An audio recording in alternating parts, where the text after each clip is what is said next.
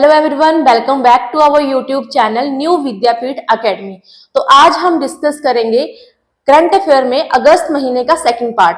तो हमारा first question है,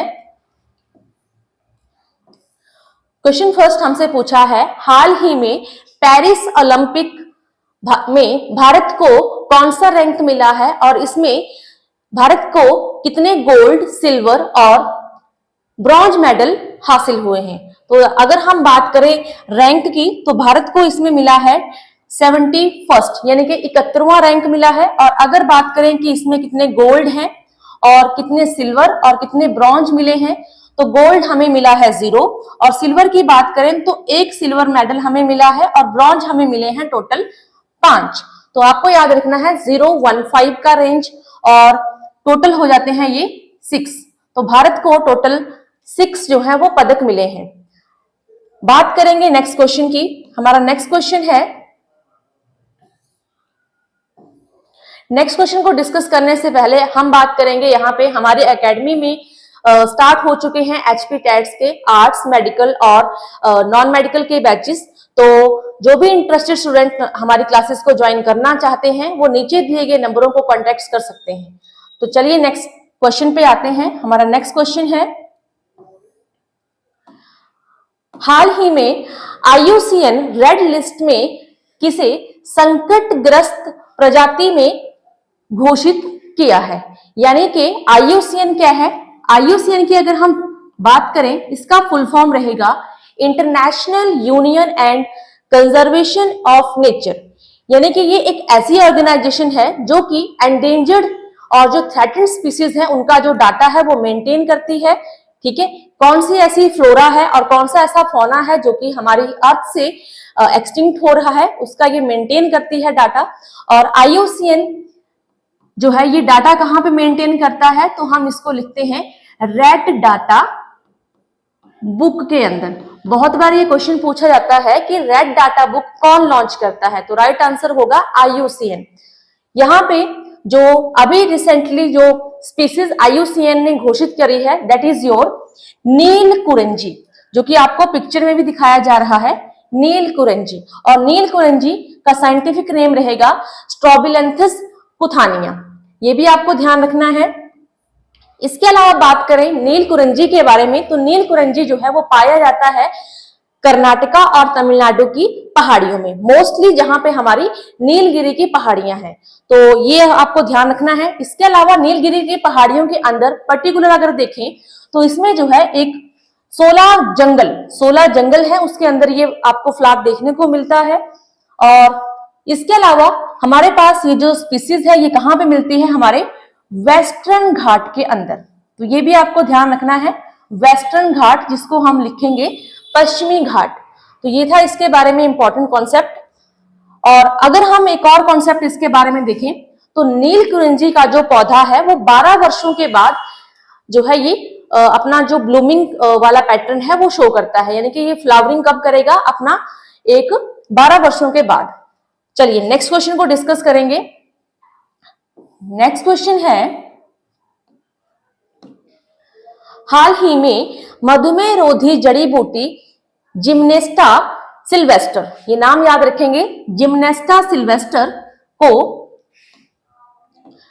कहां पे खोजा गया है। तो जिम्नेस्टा सिल्वेस्टर जो है ये हमारी स्टेट है बिहार। तो बिहार राज्य के अंदर जो पहाड़ियां हैं हमारी, और पहाड़ियों का नाम भी याद रखेंगे ब्रह्मयोनी पहाड़ियां। तो ब्रह्मयोनी पहाड़ियां जो कि बिहार के अंदर है, वहां पे जिम्नेस्टा सिल्वेस्टर जो प्लांट है उसकी डिस्कवरी हुई। अगर हम बात करें इस प्लांट के बारे में तो ये प्लांट जो है वो कंट्रोल करता है डायबिटीज को। तो डायबिटीज को शुगर लेवल यानी कि शुगर, ब्लड में शुगर लेवल को कंट्रोल करने के लिए ये मेडिसिन की तरह काम करता है। इसके अलावा अगर हम इसको बिहार के कॉन्सेप्ट में देखें तो बिहार के अंदर इस प्लांट को लोकल में कहा जाता है गुड़मार। तो ये भी आपको ध्यान रखना है, गुड़मार। अब इसमें ही इसका आंसर छिपा है, गुड़ यानी कि शुगर और मार यानी कि शुगर को कंट्रोल करने वाला। तो ये आपको ध्यान रखना है, राइट आंसर है बिहार और स्पीसीज का नाम है जिम्नेस्टा सिल्वेस्टर। तो अब हम नेक्स्ट क्वेश्चन की बात करेंगे। हमारा नेक्स्ट क्वेश्चन है,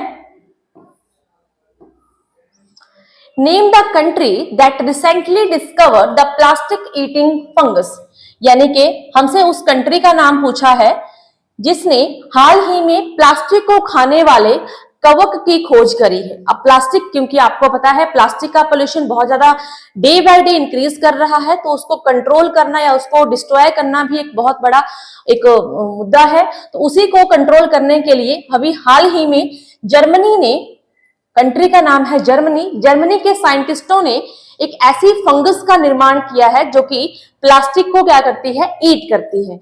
अब यहां पे बात करें फंगस की, तो ये भी आपको ध्यान रखना है कॉन्सेप्ट क्या है, कॉन्सेप्ट है फंगस का। तो फंगस क्वेश्चन ऐसे भी आ सकता है कि वो फंगस है क्या वो एक बैक्टीरिया है या कुछ और है। तो आपको ध्यान रखना है जो डिस्कवर हुई है वो एक फंगस है। और फंगस की बात करें तो स्टडी ऑफ, ये भी क्वेश्चन बनता है, study of fungi is known as mycology. ठीक है, तो study of fungi is known as mycology. और इसके अलावा कंट्री का नाम है जर्मनी।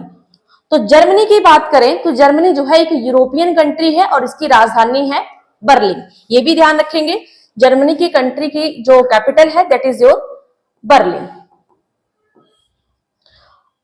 चलिए नेक्स्ट क्वेश्चन डिस्कस करेंगे।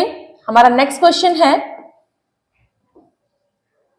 recently the Indian Army has started joint military exercise मित्र शक्ति with whom, यानी कि हाल ही में भारतीय सेना ने किसके साथ संयुक्त सैन्य अभ्यास मित्र शक्ति को शुरू किया है।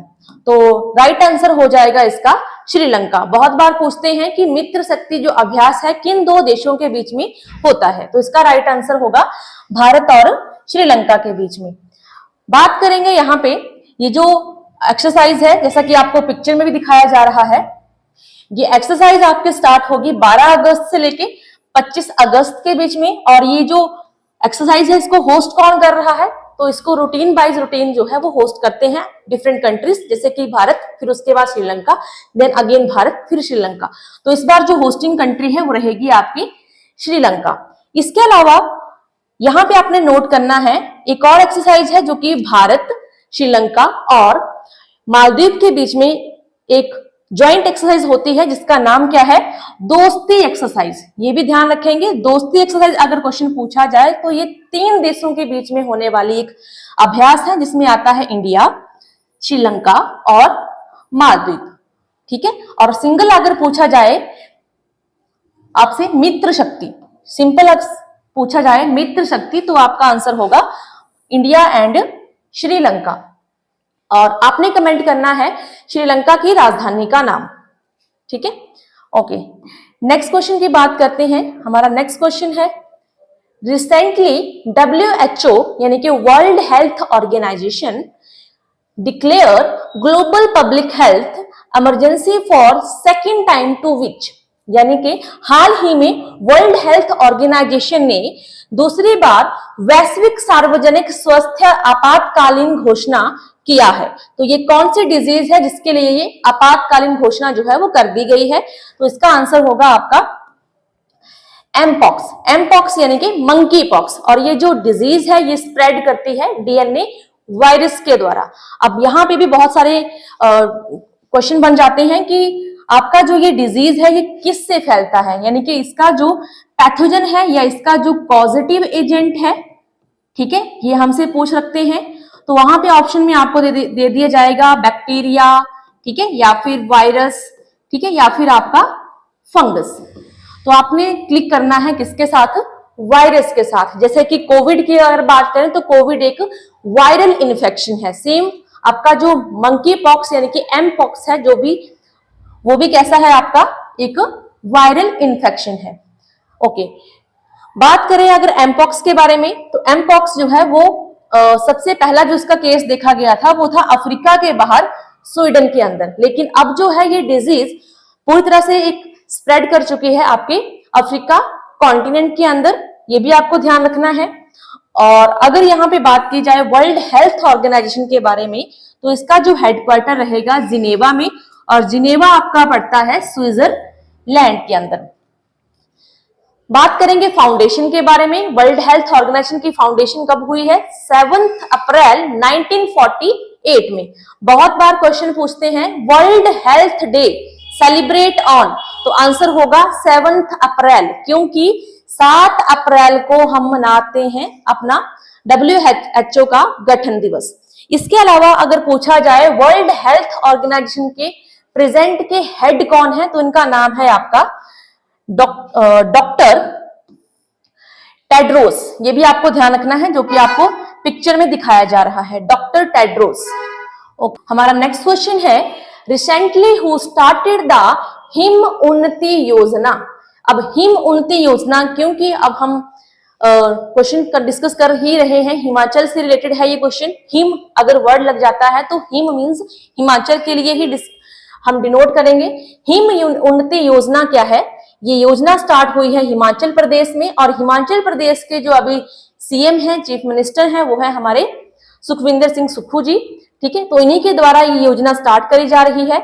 और इस योजना के अंतर्गत क्या है?